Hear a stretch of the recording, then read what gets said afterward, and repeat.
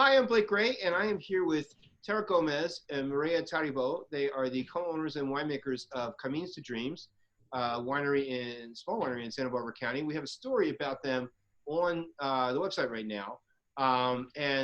This video is about an aspect of the story that I just thought was really interesting. I mean, interesting to get to with them telling it. And that is about their wedding, which makes even a difficult wedding seem easy.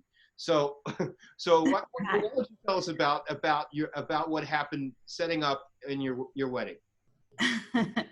Well, we want to begin with, we thought that the wedding was actually going to be a year later than what it actually was, as we were going through the paperwork. And so for people that doesn't know, I'm from Spain, so I had to apply for a fiancé visa to come here. And we thought it was going to take a year. So we were going to get married. We got married in 2014. We thought that we were going to get married in spring of 2015. But everything got rushed a little bit. Yeah, to say the least. When you get the fiancé visa, you have very limited time to use it, right? You have 90 days.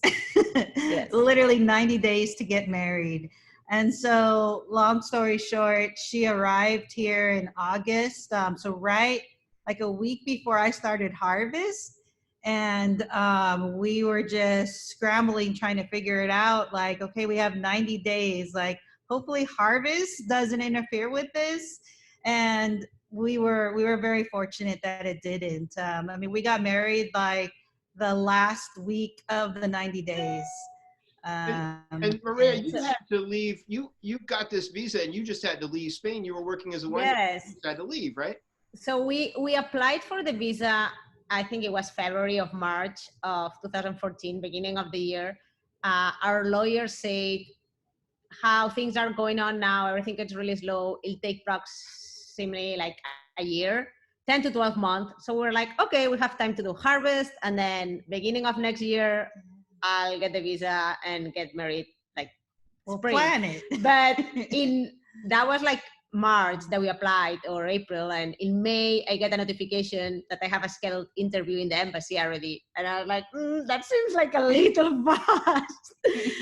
Because they say like once you have your scheduled interview, it takes a week to know if you're approved or not. So once you're approved, they tell you the day, and then you have 90 days. So yeah, I got the interview, and they told me in the interview that I was approved, that it would take a month or something to get my visa, and then I had 90 days. And I had to tell my boss there in Spain, I'm sorry, I'm not going to be here for harvest to start looking for a winemaker because I'm leaving. That was the worst. Because it was already like June so yeah. So yeah, I had a plan. You had to plan the wedding while you were harvesting, right? Mm-hmm. Yeah. So we ended up even getting married on a Wednesday of all days. So hump day, I guess. Yeah. And it was our first time that our parents actually met each other. So yeah, imagine that as well. And trying to rush everything within that last week of the 90 days. How did that go, your parents meeting each other?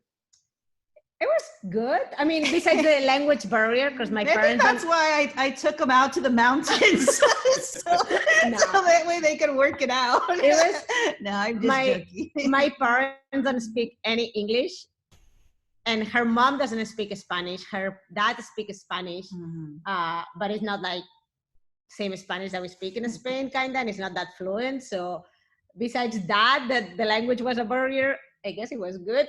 Yeah. Maybe it was good that they couldn't understand each other too at the beginning. So, no fights. Yeah, well, actually, the first 2 days was just strictly my parents, my immediate family, and then her parents. And then after those first 2 days, then everybody started coming in, and we started introducing everyone. But we just wanted to allow time for our parents to get to know each other and stuff, right? That same week that we were getting married. Yeah. Wow. And so what was the ceremony like? It was actually it was a beautiful wedding. It was right below one of our sacred mountains that our Chumash people, we go hike up. So Grass Mountain. And it was one of our spiritual leaders that actually did the ceremony, performed the ceremony for us. So it was something really, really beautiful, and just, I mean, we were outdoors, so it was just such a beautiful setting out in the mountains. And then we had her exchange brother from Spain, because Tara used to have, or still have, a exchange brother from Spain. So he was there at the wedding, and he was actually translating everything that the spiritual leader was saying to Spanish for my parents to understand. So yeah, that was pretty cool. Mm-hmm. Were they bothered at all? Are your parents religious? Were they bothered at all to not getting a Christian church wedding?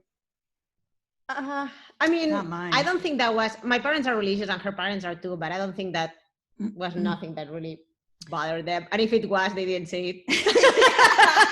It was our wedding, so a really small wedding too. We only invited like 40 people, not thinking that everybody was actually going to show up, because, you know, like I said, we got married on a Wednesday, so it was just kind of like weird.